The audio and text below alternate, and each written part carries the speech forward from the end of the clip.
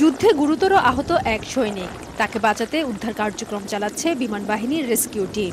জরুরি সেবার পর হেলিকপ্টারে করে নেওয়া হয় বিমান ঘাঁটিতে, সেখান থেকে উন্নত চিকিৎসার জন্য পাঠানো হয় হাসপাতালে। সুরক্ষার জন্য ছিল 4টি এয়ার ফাইটার স্কোয়াড। পুরো চিত্রটি মহড়ার মাধ্যমে দেখানো হয় চট্টগ্রাম জহুরুল হক বিমান ঘাঁটিতে। যৌথ মহড়ায় অংশ নেয় বাংলাদেশ বিমান বাহিনী ও যুক্তরাষ্ট্রের প্যাসিফিক এয়ারফোর্সের সদস্যরা। মহড়ার নাম অপারেশন প্যাসিফিক অ্যাঞ্জেলস 2053।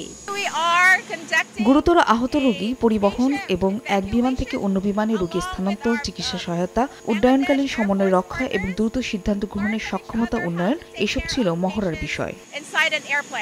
গুরুতর আহত রোগী পরিবহন এবং এক বিমান থেকে অন্য বিমানে রোগী স্থানান্তর, চিকিৎসা সহায়তা, উড্ডয়নকালীন সমন্বয় রক্ষা এবং দ্রুত সিদ্ধান্ত গ্রহণের সক্ষমতা উন্নয়ন এসব ছিল মহড়ার বিষয়।